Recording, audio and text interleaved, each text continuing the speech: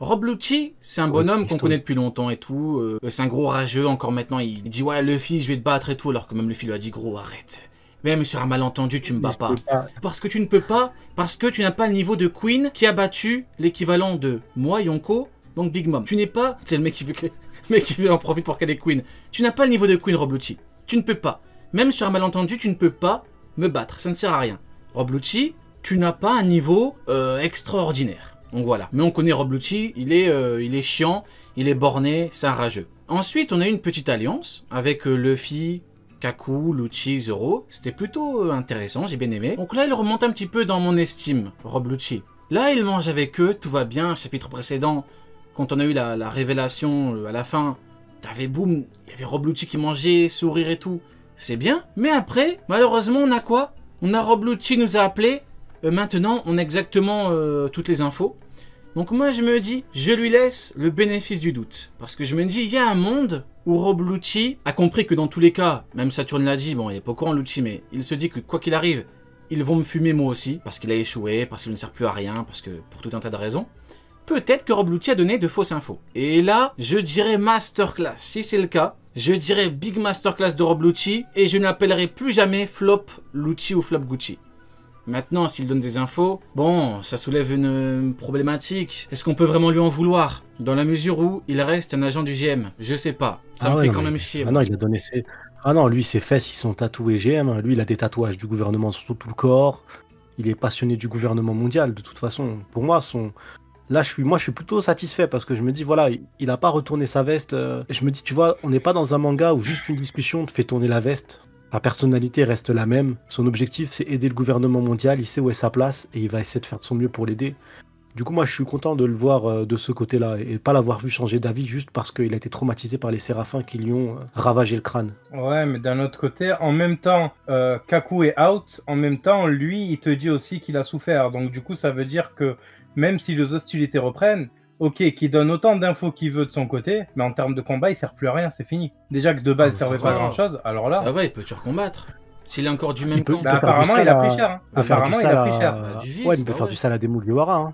Ah, tu parles dans le camp. faire du Ah, sale. ok. Au top. Ouais, dans le camp. Ah ouais, s'il est même contre les Mugiwara, parce que s'il n'y a pas le quatuor de base, il peut être dangereux. Hein. Ah, Dites au S'il n'y a top, pas ça Luffy, fait au s'il n'y a top. Et là, on ne pas parle que de Rob Sanji, Lucci. Hein. Asmoro, Donc, Rob Lucci peut être une menace dans l'équipage. Parce que beaucoup. En fait, c'est comme Akainu. Quand Akainu vient, post-Marineford, contre Barbe Noire et son équipage, qui, de sensé, peut croire, peut dire, peut affirmer qu'il aurait gagné. C'est pas possible. Il aurait perdu quoi qu'il arrive, comme l'amiral vert sur Nigashima, Wano Kuni. Quoi qu'il arrive, il représente une menace parce que il y a des éléments du groupe, de l'équipage qui sont inférieurs. Et même bien inférieurs.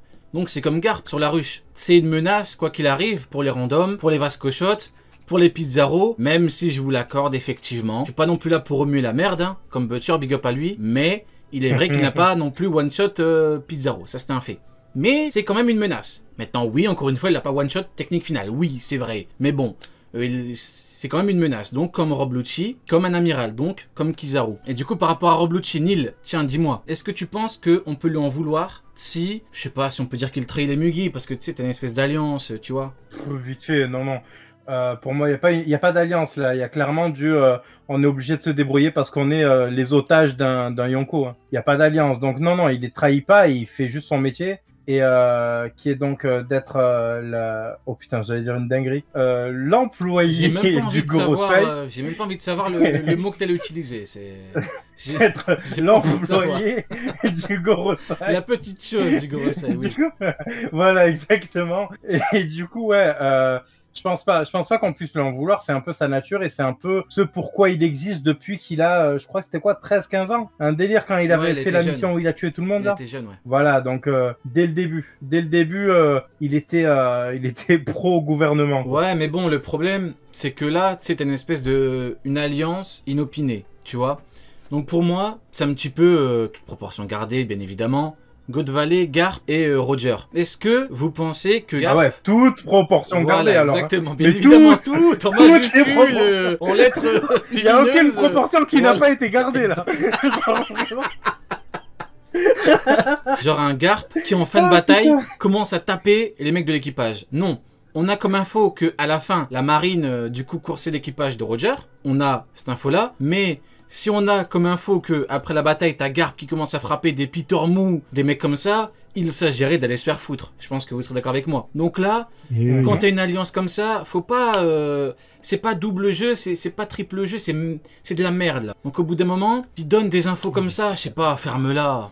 Enfin, tu peux pas garder ta langue, ferme-la. T'es là, ils t'ont aidé. Et les séraphins auraient pu le fumer, l'autre, quand il était accroché. T'avais Zoro. Zoro, carrément, il devait gérer les deux séraphins. Il protégeait cette merde. Donc non, au bout d'un moment, il s'agirait d'aller se faire foutre. Maintenant, peut-être que, encore une fois, peut-être qu'il donne de mauvaises infos, et là, ça peut être pas mal. Maintenant, on en vient à une discussion très intéressante. Alors, nous avons Saturne qui parle avec Kizaru, et là, j'aime trop les mots de Kizaru, c'est incroyable.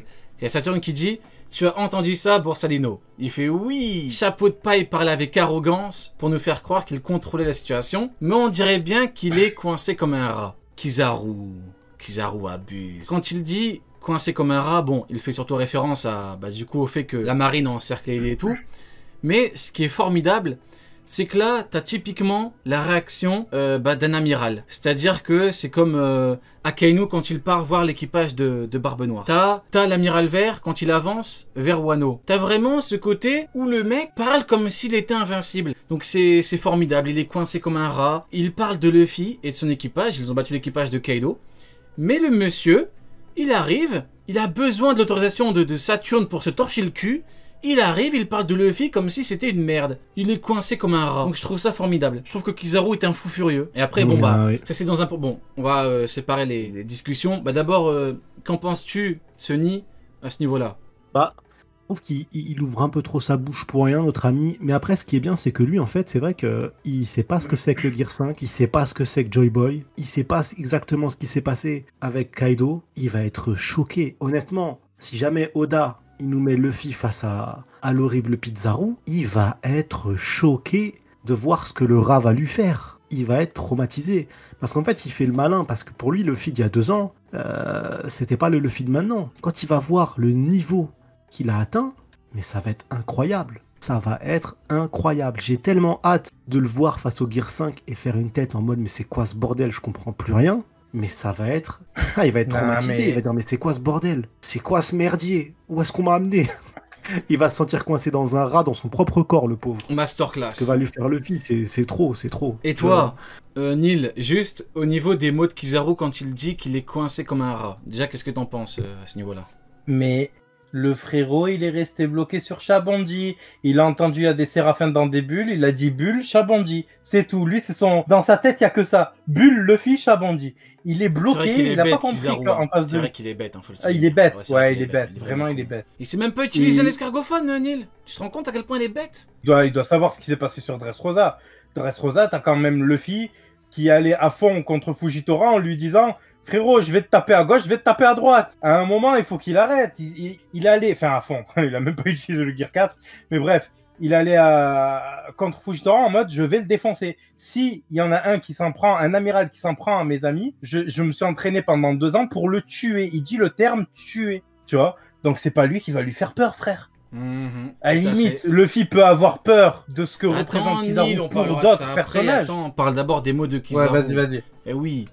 Du coup, les mots de Kizaru, le fait qu'il dise que Luffy est coincé comme un rat, c'est formidable ça. Tu te rends compte, un équipage Yonko post-Onigashima qui a battu l'équipage de Kaido, faut quand même comprendre qui est Kaido. Kaido, c'est typiquement notre amiral, donc comme Kizaru qui dit s'il avait été là, je ne serais pas venu. T'as le gros Osei qui a mis sur une balance, éliminé la menace Joy Boy, le fruit et tout, et Kaido.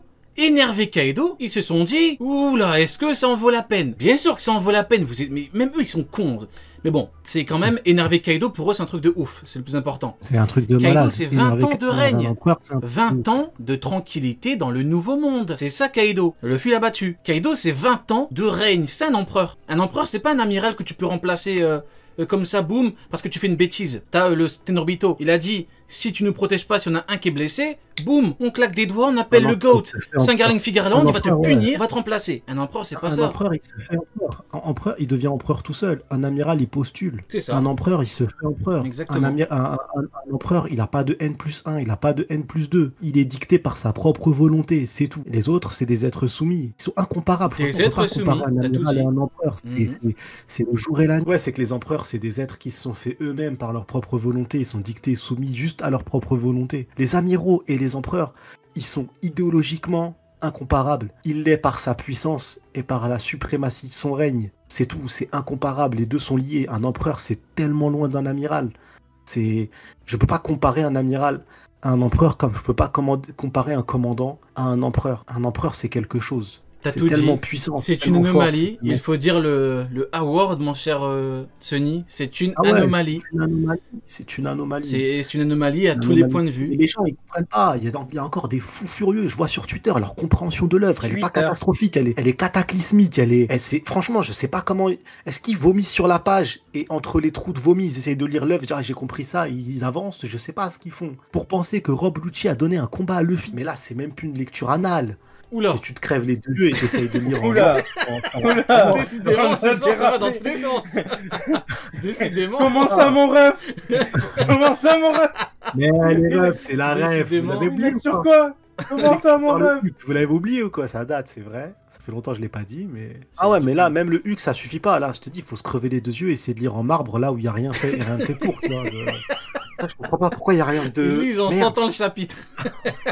Avec Alors, l'odorat. tant qu'il y ait de- Ouais, de- Ça sent la merde, c'est vraiment Kizaru, mais c'est pas grave, nous voyons quoi. Du coup, Mais tu sais, c'est comme j'étais à Rome, j'étais à Rome avec ma femme et du coup à Rome t'as une zone à côté du Colisée où t'as des panneaux en marbre pour que les aveugles puissent lire, tu vois. Et c'est pareil, Du j'ai eu la braille. réflexion en braille, ouais, j'ai dit marbre, je suis un ouf, en braille et je me suis dit mais les Il a dit aveugles marbre. comment ils font? Il a dit marbre. c'est pas grave, c'est la fatigue, c'est la Et fatigue. je m'étais dit mais les aveugles comment ils font pour trouver ce panneau-là? Là c'est la même réflexion. Du coup, maintenant, on a quelque chose de bien plus intéressant avec Saturne qui dit le frontière d'homme, on dit frontière, bon je vais dire frontière, le frontière d'homme est un système de défense qui fonctionne avec des lasers pas vrais. Et là, tu vois à quel point l'auteur est fort. Hein.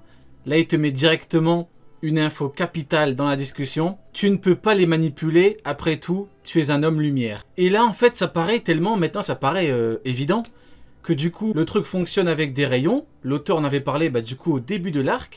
Et qui est venu l'homme rayon, l'homme lumière. C'est formidable. Du coup, tu as l'info capitale à ce niveau-là. Et il y a Kizaru qui dit, ça doit être possible, mais le garde de Vegapunk posté sous le dôme est un de mes amis. Donc là, bon, le côté ami, on en vient juste après. Mais bon, pour moi, l'info la plus importante, c'est qu'il peut manipuler la lumière. C'est un homme lumière. C'est un peu Ouais. comme dans le désert Crocodile, il est extrêmement puissant parce qu'il est dans son élément à 200%. On peut prendre n'importe quel exemple de Logia. Et du coup, ça nous annonce quand même quelque chose de plutôt intéressant. Parce que Mais là, les Mugiwara sont entre guillemets protégés, ils sont sous la protection du truc, qui utilisent des rayons. Et là, t'as les rayons, t'as la lumière en personne qui vient. Donc, en termes de danger, je pense très qu'on est bizarre. plutôt pas mal. Moi je dis c'est un peu bizarre hein, parce que bon, ça parle de lumière, de la déformer, etc. Ça parle de photons techniquement et c'est bizarre parce que ça rigolait au début de l'arc. Ah, mais Mais qu'est-ce qu'il bon, raconte, moi, je ce dis ça, clown encore. c'est Oh. bizarre. C'est Mais bizarre, qu'est-ce c'est qu'on raconte, étrange. merde. Aucun rapport, y a rien bizarre. à voir. Étrange. Qu'est-ce que tu Oh, il a racontes dit, j'ai parlé de... Ça Oh. parle des photons. Dans le les chat, gars, écrivez ça parle de- ZZZ, ronflez dans le chat, parce que là, il dit n'importe quoi, là. Et Là, ouais, c'est- ça parle de déformation de la lumière, de déformation du spectre Horrible. lumineux. Horrible ce soir, Eh Neil. Ta oui. prestation est calamiteuse. Neil, il est arrivé, c'est chier dessus, là. Personne n'a compris ce qu'il a dit, rien compris. Bon, du coup, regarde le chat, il y a tout le monde qui dort. Ouais, attends, il y a poil roux, hop là, il dégage poil roux. Il y a tout Donc- le monde qui ronfle. Ah, je suis Ah, mort, putain. je ronfle et je pète.